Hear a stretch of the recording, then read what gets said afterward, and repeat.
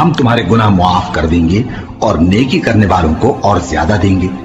تو جو ظالم تھے انہوں نے اس لفظ کو جس کا ان کو حکم دیا تھا بدل کر اس کی جگہ اور لفظ کہنا شروع کیا، بس ہم نے ان ظالموں پر آسمان سے عذاب نازل کیا کیونکہ نافرمانیاں کیے جاتے تھے۔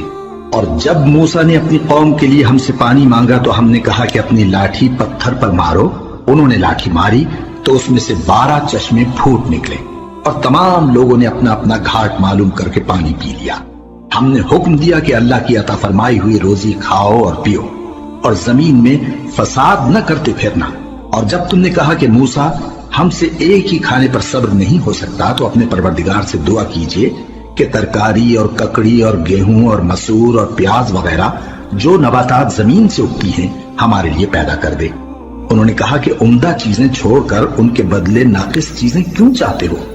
اگر یہی چیزیں مطلوب ہیں تو کسی شہر میں جا اترو، وہاں جو مانگتے ہو مل جائے گا۔ اور آخر کار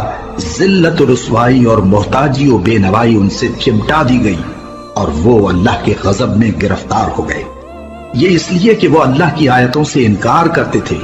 اور اس کے نبیوں کو ناحق قتل کر دیتے تھے، یعنی اس لیے کہ نافرمانی کیے جاتے اور حد سے بڑھے جاتے تھے۔ جو لوگ مسلمان ہیں یا یہودی یا عیسائی یا ستارہ پرست،